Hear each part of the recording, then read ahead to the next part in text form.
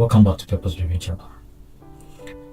Today I want us to look at the topic, what happens when God is removed.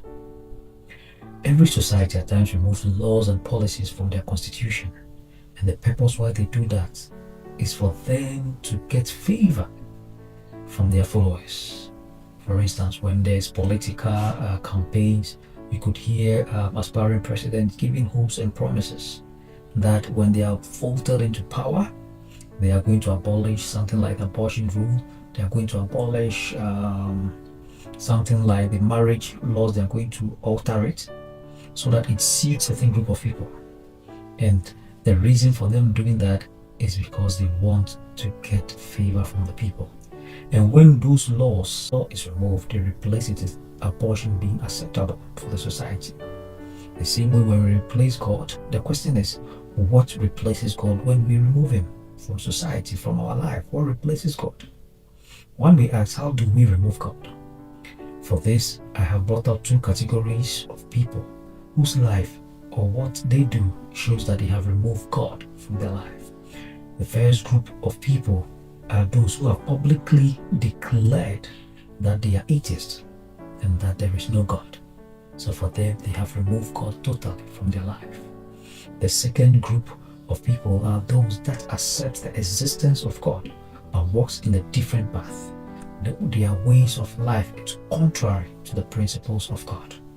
When God is removed and nothing that is higher than God replaces Him, societies do not become neutral, but rather they recenter their focus and energy around substitutes such as power, self, ideology, technology, pleasure, and these substitutes eventually ends up demanding worship. When society removes God, it does not stay neutral, but rather it becomes directionless. There is no positive direction. When God is removed and nothing takes the place of God, definitely something creeps in quietly and dangerously to occupy the place of God.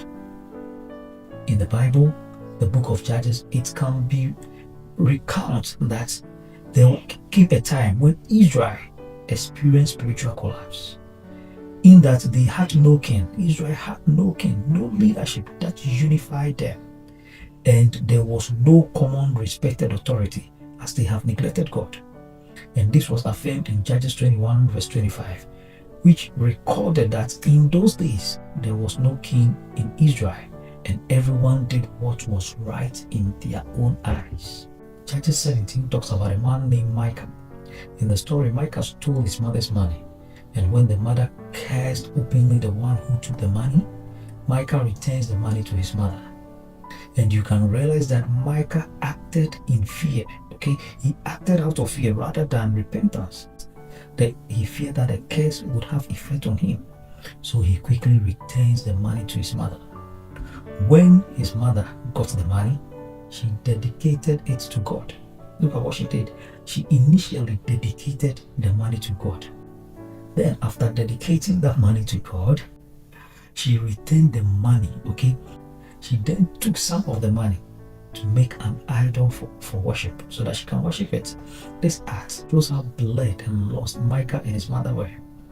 Continuing from the story, Micah also set up a shrine, okay? And he put in different idols, and eventually hires a Levite as his personal priest. In his self-interest serving, thought that if he employed the service of a personal priest in his life and household, it will shadow his sins and make him acceptable to God's standard. In Judges 17:13, Micah said, "Now I know that the Lord will prosper me because I have a Levite as priest." From this story, it can be noticed that they replace God with self-authority. Micah decided what is moral. He decided what counts as worship. He decided who qualifies as a spiritual leader and what and who God should bless and not bless. This is what happens when God is removed from His rightful place. Ourselves becomes the highest authority in determining what is right and wrong. In Micah's case, morality became subjective, and this can be seen in his act of stealing and idol worship. He customized his worship by hiring a priest over his household and idols. The priest became a hired voice instead of accountable servant of God. This story is still playing in our societies today, where reputable men and women of God are covering the evil and sinful act of their rich and influential members due to wealth and power. In the 18th century, something shifted in France. I don't know whether you have heard about the Reign of Terror, which was characterized by a rejection of long-held religious authority, where rights and powers were stripped from the Catholic Church and given to the state. For centuries, Christianity had been a contributing factor for moral framework, with its ups and downs, including corruption, which was noted around the churches. In the midst of all this, during that century, instead of authorities reforming the faith, revolutionary leaders chose to remove God rather. In this case, in 1973, the churches in France were closed, clergies were executed or exiled, Christianity was abolished, and a new belief system called the cult of reason was established. The famous Notre Dame Cathedral, which was almost lost to fire, was then in 1793 renamed the Temple of Reason, and a woman was enthroned as the goddess of reason. This is not secular neutrality.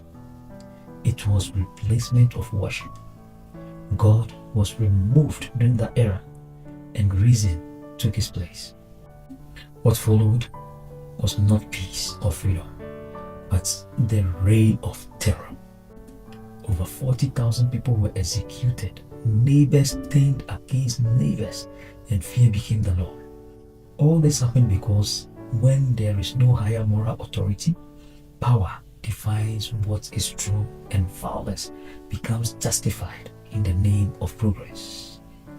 When there is violence and everything seems chaos, they justify that as progress. The French Revolution echoes Judges 17.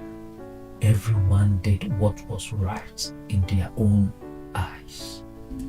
When God is removed and nothing places him, society does not ascend, but rather it collapses inwardly. Judges 17 shows us that moral chaos begins quietly. It begins quietly inside our homes and hearts. Then it eventually erupts into our societies, and then on the world stage. History has confirmed the lessons that when God is displaced, power fills the throne. The question for every generation is not whether something will rule us, but what will rule us. Look at what is happening in the world. Nations rising against nation. Hatred all over the place. Racism among other ungodly acts. In the eyes of a smiling baby is innocence and love. But when you embrace that baby with a frown face and hatred, they become filled with bitterness and sadness. God is love. When we embrace him, we reflect love to ourselves, our neighbors, and to the society at large. But when we remove God, we become filled with bitter, self-seeking and self-loving, which does not reflect any good to the society. When we remove God, our life becomes centered around us and the material world. In concluding, I want you to reflect on this poem by Chadwick entitled We Have Rejected God. We have rejected God's omnipotence. Now we have a powerful police state. We have rejected God as our king. Now we have an emperor. We have rejected God's dominion and kingdom. Now we have an empire. We have rejected God's omnipresence. Now we have a surveillance state with cameras everywhere. We have rejected God's omniscience. Now we have the NSA and government databases which know everything about us. We have rejected the great physician. Now we have Obamacare. We have rejected God's provisions. Now we have a welfare state. We have rejected Jesus Christ, the bread of heaven. Now we have Monsanto and GMO food. We have rejected God's protection. Now we have the military industrial complex. We have rejected God's word and wisdom. Now we have government education. We have rejected God's law. Now we have more laws than we can count. We have rejected God's good news, the gospel. Now we have CNN and Fox News. We have rejected Jesus, who is the way, the truth, and the life. Now we have murdered the unborn. We have rejected God's truth. Now we have mainstream media propaganda. We have rejected God's religion. Now we worship the state and the religion of secular humanism. We have rejected God's institution of marriage. Now we have a Sodom and Gomorrah society. We have rejected God's light, which exposes darkness. Now we have secret societies, secret FISA courts, and secret wars. We have rejected the unsearchable riches of Christ. Now we have $17 trillion national debt, banks too big to fail, and bankers too big to jail. We have rejected God's golden rule. Now we have global rule. We have rejected God's book. Now we have Facebook. We have rejected God's institution of the family. We now have a big brother. We have rejected Christ, who makes us free. Now we have the TSA, which restricts our travel and robs our genitals. We have rejected the liberty which Christ gives. Now we have indefinite detention under the NDAA. We have rejected God's requirement to give a portion of our income back to Him. Now we have a government that takes more than God ever asked for. We have rejected God's eyes, which run to and fro throughout the whole earth, beholding the evil and the good. Now we have drones going to and fro throughout the skies, bombing the evil and the good. We have rejected the Prince of Peace. Now we have perpetual war. We have rejected the house of God. Now we have a house of cards. Wouldn't you say it's about time we stop rejecting God and start seeking Him?